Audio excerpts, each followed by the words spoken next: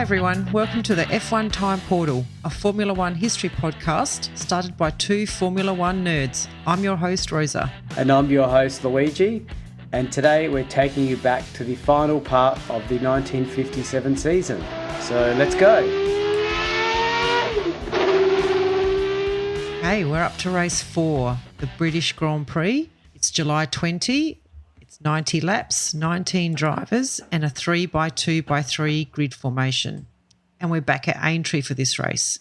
And the van walls are back, with Moss and Brooks now recovered and a third car entered for Lewis Evans. The Van Wals and Maserati set the pace in early practice, handling the course far better than the Lancia Ferraris. Moss secures pole with a time of 2 minutes, 0.2 seconds, with Berra and Brooks on the same time of 2 minutes and 0.4 of a second, also on the front row, pushing Fangio to the second row alongside Hawthorn, the best of the Lancia Ferraris.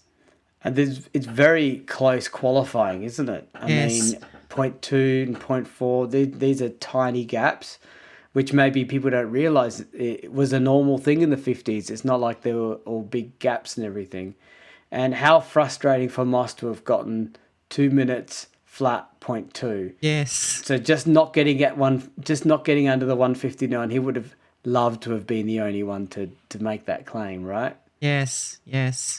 So as the flag fell on race day, Berra streaked away to lead the pack into the first corner, but Moss, right on his tail, soon overtook him. So that the order was now Moss, Berra, Brooks, Hawthorn, Collins, Shell and Musso, and Fangio way down, unusually, in 8th position. Just to cut in there for a second there, his qualifying was not that great, and he's down in 8th in the race. This is not a very typical Fangio start, considering how dominant he's been this season. We were just talking about how he was dominating, and now, this race is... We cursed him. We jinxed him. Yeah. Yeah. Moss pulled away from Berra, but the battle for third raged between Hawthorn and Brooks, with Brooks eventually having to ease off as his leg was still not 100% healed from that Le Mans accident that kept him out of the French GP. Fangio's Maserati was sounding very sick, and he soon lost another place to Lewis Evans. Yeah, I'm sure he was seething because it's very strange for Fangio to be in this position. Yes. By lap 10, Moss had built an 8-second lead and looked to be in complete command of the race. And it's only lap 10. Yeah. So there's like a lot's happened already, but yeah, go on. Yes. Well, on lap 21, the exhaust on Moss's van wall did not sound good, and on the next lap, he headed for the pits. There you go. Yep. Moss resumed in 7th place, but things were no better, and he stopped again, but no fault could be found. So any guesses what happens next, Louis? Musical chairs? Yep. On lap 26, Brooks gets called in to let Moss take over his car in 9th place. After another 9 laps, though, Moss was in 5th place behind Berra, Hawthorn, Collins and Lewis Evans. Behind him, retirements came thick and fast. Mendy and Shell had retired 3 laps later. Both BRMs retired with sick engines. And on lap 49, Fangio retired with an engine issue, and then Collins retired with a water leak. Wow, so many mechanical retirements. Even the car switching is probably at risk. Yes.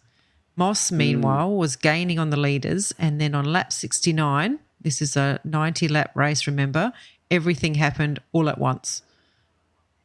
So running first, Berra's clutch disintegrated, and before Hawthorn realised it, he had run over some of the fragments, puncturing his tyre. Poor Berra, we've talked about it, and I know it's a spoiler that he never wins a race, but he's up there so much and in the lead so often. Yes. And again, something else happens. So this allowed Lewis Evans to take the lead, but was immediately overtaken by his teammate Moss. So the Van Wals were now first and second, sending the crowd wild. But the dream wasn't to last long because Lewis Evans suffered a broken throttle linkage which forced him to pit. He rejoined in 7th place, but Moss continued to win the race 25.6 seconds ahead of Musso. So Moss brought home the first British car ever to win a championship Grand Prix, and in a very unconventional way, to be honest. Yes. Because he sort of won this race twice. Yes. Remember, you may have forgotten, but he was streaking ahead at the start. He was in the lead. In his original car. In his original car, yes. And doesn't it feel weird to think that this is the British Grand Prix, right? Yes. For 57, and this is the first time a British car wins a Grand Prix. Yes. Yeah, it just feels like it's already happened. I know. Do you know what I mean? Yeah. But that's because we've seen Moss win lots of times, and Yes. we've heard other British drivers get success. So it was like, yeah, it just seems like this has already happened, but this is obviously the first time. Yes. Yep. Time. So the World Drivers' Championship is Fangio still leading with 25, Musso in the Ferrari second on 13, and Brooks third with 10. Okay, on to race 5. We're in Germany, the German Grand Prix on August the 4th, 22 laps. Remember, we're at the Nürburgring here. 24 drivers and 4x3x4 grid formation. So this is the first time the Vanwall team is racing at the Nürburgring. So they arrive a day early to acclimatise themselves to the demanding 22.8 kilometre circuit.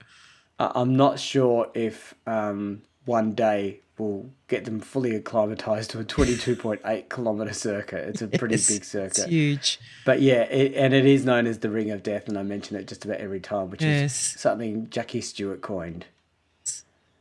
The Green Ring of Death. Green Ring of Death, yeah. I'm really not looking forward to why Jackie Stewart coined it, that term. But anyway, I guess we'll get there. Right from the first practice session, the Vanwall cars and drivers took a battering on the circuit, and it was the Maseratis and Lancia Ferraris setting the pace. Fangio took pole with a fastest lap of 9 minutes 25.6 seconds, Hawthorn second with 9 minutes 28.4 seconds, Vera and Collins also on the front row. Unusually, the organisers had invited some F2 cars to join this race, but they would be fighting for separate honours. And interestingly, one of the Porsche teams beat all 3 Maseratis. Yeah, interesting. And it's unusual to have 2 different cars racing on the same track at the same time, especially after Le Mans 1955. But I guess they assumed that with the track being so long, at 22 kilometres, there was definitely space for all the cars to be on the track. Yes. And well done to Porsche. Maybe a taste of things to come in the future. Okay, so the start saw Hawthorn and Collins shoot into the lead, setting a fast pace, followed by Fangio and Berra, Musso, Schell, Brooks and Moss. On lap 2, Fangio was getting into his stride and was sitting right on Collins's tail. By the third lap, he was in second place and then also overtook Hawthorn to take the lead. Collins then also overtook Hawthorn to take second, but Fangio was already 5 seconds ahead. Wow, he just went for it. Yeah. From here, Fangio put on a clinic, and by lap 10, the lead had grown to almost half a minute. That you should have saved your comment there for this. I think this is more going for it than the other comment. Hawthorn and Collins remained close and switched positions often, with Berra in fourth. Berra stopped at lap 10 for fuel and new tyres, dropping back to ninth place between the Vanwalls of Lewis Evans and Brooks. However, on the next lap, Lewis Evans spun off when the gearbox seized. It was now a race of 3 cars, Fangio, Collins and Hawthorn, with the rest of the field unable to keep up with them. A slow pit stop for Fangio turned a 30-second lead into a 50-second deficit, with Collins and Hawthorn continuing to duel for the lead. So this is where there's something interesting to note here, because there's a story which shows the type of tactician that Fangio was. So Fangio had taken notice of the tyre and fuel level selection of the Ferrari drivers and realised they were probably going to run the entire race without a pit stop. So Fangio decided he would use softer tyres and only a half tank of fuel, which may explain why he shot away into the lead. This would allow the car to take some corners faster but also require a pit stop. So Fangio took his pit stop on lap 13 in first place, and 30 seconds ahead of Hawthorn and Collins, as Rosa said, except the pit stop was a disaster when they lost a wheel nut under the car, which took 30 seconds to find. Oh, my God. What team is he in? He's not in Ferrari anymore, is he? No, he's in Maserati. He's in Maserati. But his planning was very clever. Yes. It's just you can't, and even in modern Formula One, you don't do a pit stop unless you need to, because things like this can happen. Yes, and it is it is part of strategy, isn't it, when you take a pit stop? So this is the first time we're actually hearing of a pit stop as a strategic maneuver. First time I've read of it. So I think you broke up a little bit there, but as a strategic tool. Yeah, so that's right. And as we know, there's the rule we have. If we hear about it for the first time in Mike Lang's book, it's the first time it happened. But having said that, other pit stops were probably done like this, but we didn't get mentioned. But it's pretty cool to have it clearly spelled out for us. So as Fangio's full load lightened and the new tyres scrubbed in, he started to reduce the gap, which at the end of lap 16 was just over 30 seconds. Out came the fastest signal from Ferrari, but nothing could stop Fangio's charge. He chased so hard that he broke the lap record 9 times, 7 in successive laps, and passed first Collins and then Hawthorn on the penultimate lap, winning the race by 3.6 seconds from a feisty Hawthorn. Wow, that's Fangio magic right there. And this race is often cited as one of the greatest victories in racing history. Fangio was quoted as saying, "I had never driven that quickly in my life, and I don't think I'll ever be able to again." Later, he was quoted as saying, and I'm going to read it out in his words, "Nürburgring was my favourite track. I fell totally in love with it, and I believe that on that day in 1957, I finally managed to master it. It was as if I had screwed all the secrets out of it and got to know it once and for all. For 2 days, I couldn't sleep, still making those leaps in the dark on those curves where I had never been before, had the courage to push things so far." Wow. He really was in the zone. He was in it, wasn't he? And the fact that he couldn't sleep for 2 days, reliving the race and the curves, that's amazing. Yeah, and I'm going to jump to something that's much more current, but not that current. I think it was the 1988 Monaco Grand Prix. Do you remember this, Rosa, with Senna? Oh, yes, I do. Yes. Senna apparently did a qualifying lap that was from memory. And for those of you that, this is a long-term spoiler, but McLaren win nearly every race in 88, except one. And they were in a class of their own, and Senna out-qualified Prost by something like nearly 2 seconds, which is dramatically big at Monaco. And Senna was quoted as saying he felt levitated and he didn't feel like he was in the car anymore. And he was watching the car from above. Yes. And that's pretty remarkable. So I think what Fangio is saying here, something very, very similar. And it shows some drivers can go to this special place. And what a phenomenal comeback by Fangio. I mean, they quite often show that lap by Senna as one of the best qualifying laps ever in the history. And you can see, you can actually see it on YouTube. It's a pity we can't watch this one. Like, this would be amazing to watch the highlights of this race. And when they say he set the record, 7 successive laps, these laps were 9 minutes each. Yes. So we're not talking one lap. We're talking like an hour of pure of just fanging it. Yes, I know. Yeah, pretty much. Fanging it is an Australian term. I don't know if fanging is international.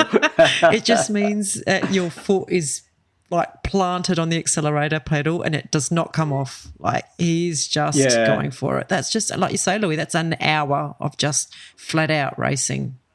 Yeah. Yeah. So the championship is Fangio leading with 34. Or not leading, we'll give some clarity on that in a second. Musso second with 16, Hawthorn third with 13, and Brooks fourth with 10.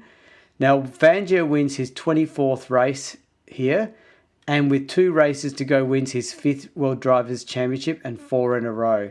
So not only did he win what was an absolutely remarkable race, but he wins the championship. Yes.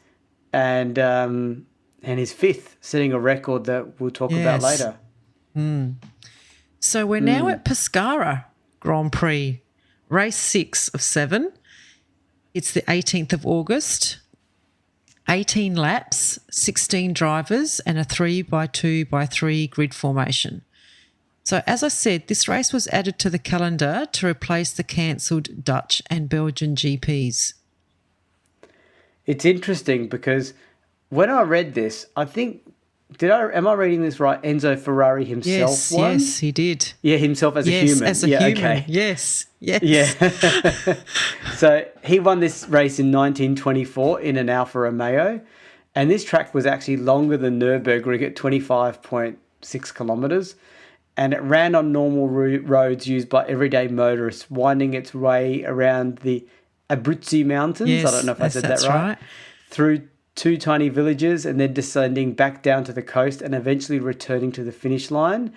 And it was thought to be a very dangerous track. However, I think they all were dangerous, to be completely honest. But I'll give it one thing. It sounds like a very beautiful area, and I'm sure it was like a holidays. I'm sure it's a holiday area just by the description of the track. Mm. So because it was run on normal roads, practice was restricted and was split into a morning and afternoon session on the day before the race. Enzo Ferrari, the Commendatore, or in English that means the commander, not surprising that he'd attracted that nickname by now, banned his cars from participating in Italian road races as he was upset with the Italian government's decision to ban several of the well-known Italian road races due to De Portago's death in a road race, as we said earlier in the year. Yeah, so Ferrari's throwing his considerable weight around again, but really the championship was already won, so why would he risk it? Yeah, that's true. But I will say one thing. We talk about when did the Ferrari magic happen? Like when did we start seeing Ferrari the way we see it now in the later generation? He had a real attitude. He did. And he did take on, while he was a traditionalist, he did take on the government. He did. So like he said, if you're not going to change the rules, we're not going to drive. Yeah. And remember, he missed the first race because he wanted more money. Yes, that's right. That set the tone. So I think his attitude and stubbornness were his power traits. Yes. So because of that decision by Enzo, Hawthorn and Collins were left without a drive. But Musso, still thinking he could win the title, obviously he's not very good at maths, poor Musso, borrowed a car from Ferrari and entered as a private entrant. You know, Musso, his name's Luigi, and I understand him, because how many points is he behind Fangio? Come on, I think he's 13 points behind him. He's on 16 and Fangio's on 34. So he can't win, right? Is that right? He cannot win. Okay. That's right, because it's 8 points a win. And Fangio's already won. And Fangio's already won more than two races. Yeah. Okay. Yeah. Okay. Yeah. Well, good on Musso for sticking to his guns. Look, we've had Trump as a president, so why can't we have Musso thinking he can win the championship? Oh, dear.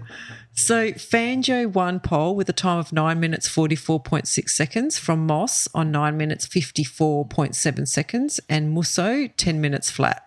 Wow. So these times are similar to the Nürburgring track, but the roads would be more windy there, I'm guessing. Yes. So in order to avoid the heat of the day, the race start was at 9:30 a.m. Musso went straight into the lead with Moss and Fangio right on his heels, giving the crowd something to cheer about. Brooks's Vanwall had to retire with piston failure. Musso and Moss set a sizzling pace, leaving Fangio behind in third. Berra was in fourth, just ahead of Lewis Evans, then Bonnier and Gregory. Moss passed Musso to take the lead, and at lap 4, Lewis Evans was crawling around the track with a blown tyre and was forced to pit, resuming in 11th place once the tyre was replaced. However, on the next lap, another tyre began to disintegrate, and this time the delay put him last, which was 11th, as Berra retired with oil leaking out of his engine and the retirement of a couple of other drivers also. Wow, so many tyres disintegrating. I guess this is a track they don't know. No. And engine issues as well being the retirements have really ramped up. Haven't they? I've noticed in the last 2 or 3 seasons. I remember in the early seasons it was Alfa Romeo 1, 2, 3, 4 and all that sort of stuff. Now half of them are blowing up all the time, which shows they must all be pushing really hard. Yep. Moss continues to pull away from Musso, but on lap 9, at half distance, the gap was barely 15 seconds. Fangio was over a minute away with the other 8 drivers, which included Brabham. Early in lap 10, the oil tank on Musso's Ferrari split, leaving a trail of oil on the road before the engine seized completely, forcing him to retire. Is the dream over? The Musso Championship dream over? Look, let's just see. At the start of the next race, we'll see what the gap is and see if Musso can make it work in his mind. He's also left a nice gift on the road there, big oil spill. Oh, yes, nice. Yeah. If I can't win it, I'll make sure no one else can. Moss took control of the race and extended his lead to over 3 minutes when Fangio in second slid on the spill oil and buckled a wheel, forcing him to limp to the pits and have a new wheel fitted. So, yeah, good on you, Musso. Oh, he wouldn't. He didn't do it on purpose. 3 other cars then also retired and Brabham had to stop for fuel. Moss was so far ahead he had time to stop, top up his oil and have a drink. Yeah, 0 alcohol, of course. Well, we don't know. We don't know. I'm sure it was hard. It was probably hard liquor. Right. Probably to give him a bit of confidence, you know. After 18 very long laps, Moss won the race, 3 minutes, 13.9 seconds ahead of Fangio and Shell coming in third. So this track was never used for Formula One again. What a surprise. And was banned after a 1961 sports car race due to safety concerns. Yeah. So it came and went, and nice to see you, Pescara. Yes. Pescara. And it makes me think, I wonder if you go to Pescara today, if they've got some sort of monument to this race. Maybe. Like a little stone. I'm sure someone will post a little commemorative statue where the one time they had a race. I know this is a bit academic now, Louis, but what are the world championship standings? Fangio's leading. I'm doing this from Musso's perspective. Fangio's beating me with 40 points. Moss is second with 17. Musso 16 points. Then Hawthorne 13. Brooks 10. So Musso is only 24 points behind with 9 points available in the last race. So anything is possible. Musso can do it. Yeah. He only needs 24 from the available 9 points. Look, stranger things have happened. Yeah, we've seen some pretty odd decisions by these Formula One organisers. So who knows? They might make this a triple point race at the last minute, and that's what Musso's hanging out for. So, yes, the last race, the Italian Grand Prix, it's September the 8th, 87 laps, 18 drivers and 4x3x4 grid formation. So, interestingly, Monza this year was restricted to the road circuit sections only, with the constructed banked sections introduced last year left out because they caused too many problems for the Italian teams. Oh, geez. I mean, for the Italian that's team. What it said. I don't know whether that's a Mike Lang kind of poetic license, but that's what it said. I think he nailed it. I really do. I mean, come on. Let's think about where Formula One started. They started this World Championship to ensure that an Italian driver in an Italian car would win, and they damn made sure the Argentinian didn't in 1950. That's right. So, I'm with Mike Lang on this.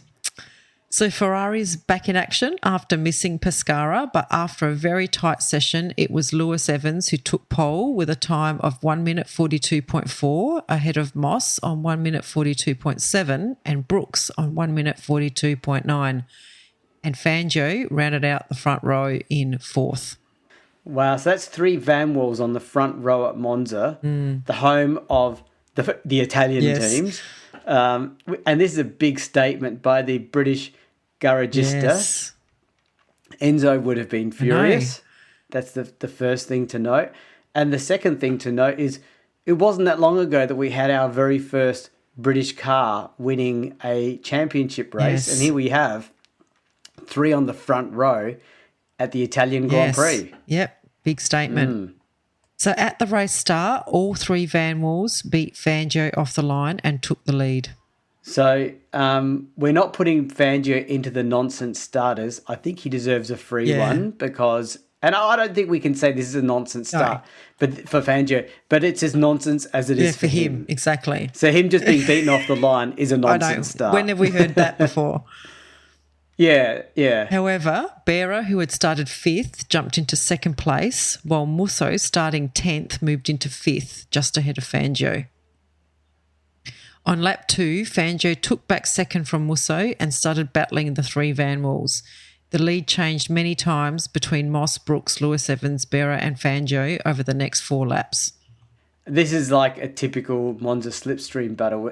These would have been awesome to see because these cars were not small. Yeah. They would have been like sort of tanks and going at like 200 plus kilometres per hour. Would have been awesome to see it. Then disaster struck on lap 20 as Brooks had to pit due to a sticking throttle, losing a lap. And 3 laps later, Lewis Evans lost over 4 laps to fix a cracked cylinder head. The race was now a straight fight between Moss and Fangio, with the Van Wall proving itself to be faster than the Maserati. Wow. It's pretty good. If they don't retire, that is, they're doing great. Bera stopped for fuel and came back to the race in 5th place, a lap behind Shell in 3rd and Collins in 4th. Shell retired on lap 34 with an oil leak, letting Collins through into 3rd place ahead of Bera, Hawthorne and Musso. At the front, though, Moss was increasing his lead, which was nearly a full lap when Fangio stopped for tyres on lap 41. Because can I just pause you there? This is where Musso is going, yes, he's going into the pits. I can win this. Okay. Bera and Lewis Evans both had to retire with the Maserati overheating and the Van Wall with a water leak. Moss eventually lapped Fangio, much to the disappointment of the crowd. Made even worse when Collins in the Ferrari was forced to retire on lap 62 with engine trouble. Yeah, so the Italian crowd's not having it all its own way, are they? Yeah. The Tifosi. Moss ran out the winner of the race, bringing home the first British car ever to win the Italian GP, ahead of Fangio, who had unlapped himself, and Von Trips in 3rd due to Hawthorne having a split fuel pipe late in the race. Yeah, this sounds like a pretty dramatic race, doesn't it? And it seems that everyone who got into 3rd place pretty much had mechanical issues and was forced to retire. And while Moss lapped Fangio and Fangio unlapping himself, I'm sure there's a bit of ego games going on there. So, so the final position of the World Championship for 1957 was Fangio confirmed as the world champion in Musso's mind now with 40 points. Moss 2nd with 25 in the Van Wall and Musso 3rd in the Ferrari on 16. Right. Well, that was an interesting season with the British Van Wall team really serving it up and beating all their competition. Yeah, and I mean, this is the beginning of the domination the British teams are going to start rising with Colin Chapman being a very early mastermind of innovation in Formula One, and we'll talk about more about him in the future episodes. Yeah, and as you said, Fangio turned 46 this season, and he's and he had 4 wins and took out his 5th championship. Will he race on next year? We'll see. It's a big call because his even as we go through these later 50s seasons, when I don't know about you, Rosa, but I'm noticing the drivers are starting to get a bit younger. There's a lot more drivers in their 20s and in their 30s. And at 46, I think there's a bit of a change of the era here. I reckon Moss is also hoping that he doesn't race on. He's finished 2nd to Fangio now for 3 years in a row. Yeah. It's but Moss wants to beat the best, right? Yes. We'll wait and see. Yes, all things to look forward to. So tune in next week for 1958. Bye, everyone. Yes, and for those of you to be prepared for 58, bring a box of tissues. No. Okay. Yeah. Okay, bye, everyone. We have a Patreon. Yay, we're a professional podcast now. So it means a lot to us if you are able to support the F1 Time Portal podcast. For a small monthly fee, you not only get ad-free podcast content, you will also receive special episodes that are exclusively uploaded for our Patreon financial supporters. We promise at least 2 additional exclusive episodes each month aligned to the decade we are up to in the show. And you will also be able to make suggestions about any special episodes you may want us to research and present.